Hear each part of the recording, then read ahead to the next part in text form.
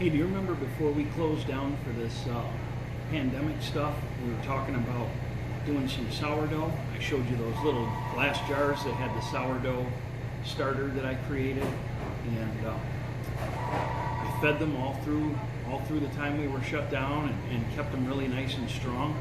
And it's been a fun thing to do this sourdough stuff.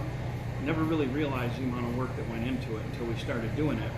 But I know people have been waiting to see some sourdough loaves out in the store, and I just wanted to show you. I have some sourdough right here that I baked off, and this is going to be our first sourdough bread that we're going to be putting out in the store.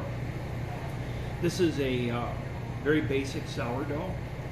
We started out the process by using rye flour to harvest the initial yeast that we started working with, and I also used local honey. The flour and the honey created a good mix of yeast to start with, and then from there we started adding whole wheat flour to it, so that way I had a combination of whole wheat and rye, and we were pulling the yeast and cultivating the yeast out of those two flours. For the first couple of months I used the honey as a sugar, so that way the yeast would have something to work with, and also the local honey, believe it or not, honey has wild yeast in it. So the local honey gave us some more signature local yeast to work with. And then we split that. We started out with, remember we started out with Corona was our first sourdough starter. And then we split that and we created a second starter dough. My kids and I came in and we created a second one, and we named it Wyatt. And I've had them both. I have some of them at home, I have some of them here at the bakery, and I've since taken those small jars that you saw in that initial video, and I've turned it into buckets of sourdough starter. So it's been really exciting watching this sourdough yeast grow, and we've got a very, very strong, very active yeast now, and so that's nice, because we can take this yeast and we can apply it to just about anything. We can make, at some point down the road, we could make sourdough donuts. We could do different varieties of sourdough bread. We could put it into other doughs that we work with, and we can use that as a yeast for other doughs. All we have to do is convert the commercial yeast to the sourdough yeast, and it'd work out pretty cool. So what I wanted to show you though was we've got these 3 loaves of bread here that I baked off today. These will be in the store next week, this bread here.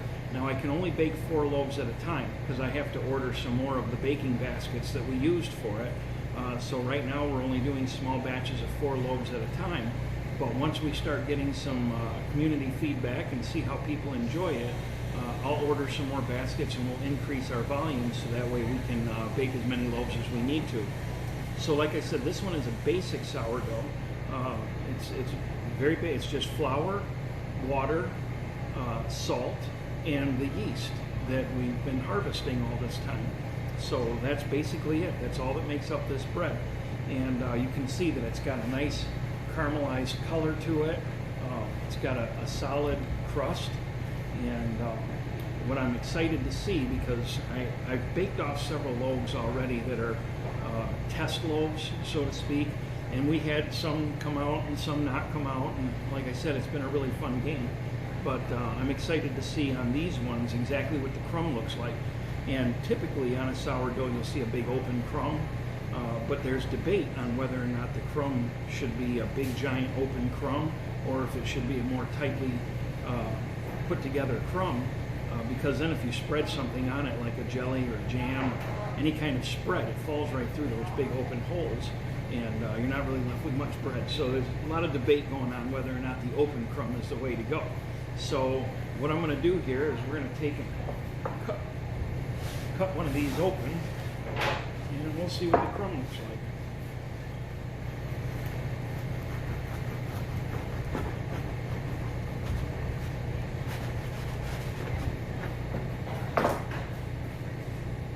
Yep, so we've got a little bit of the open crumb there, but it's mostly condensed. And I'll be honest with you, the sourdoughs that I've been baking off, I've done them and I've gotten a really big wide open crust, and like I said, I try to butter it or something, and there's not really much bread to enjoy, but this right here would make a great sandwich bread. So this is really good. And if you smell it, you can smell that sour flavor that comes from the yeast that we've been cultivating all along. So this is a really good loaf of bread right here. I think this would make really great sandwiches. Like I said, this is just your basic sourdough bread, and let's see how it tastes. Should taste pretty much like the way I expect it to, but what I'm expecting is a little bit of a tanginess to it. So let's see. Yep.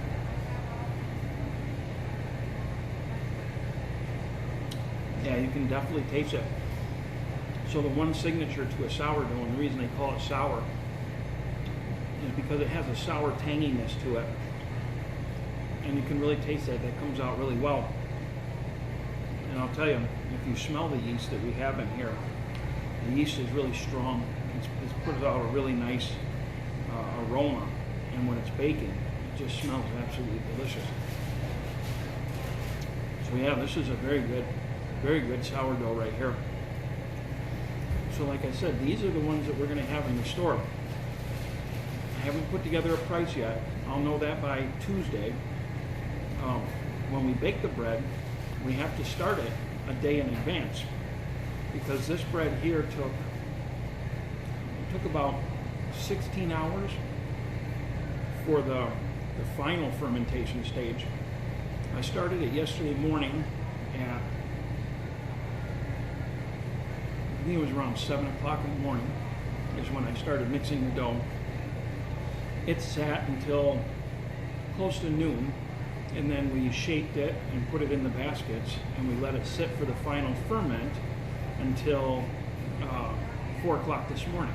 So that was about a 16-hour ferment, and it was ready to go in the oven.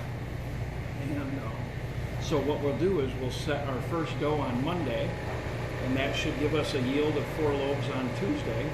And every day, if we do this every day, we'll be able to put out 4 loaves a day next week.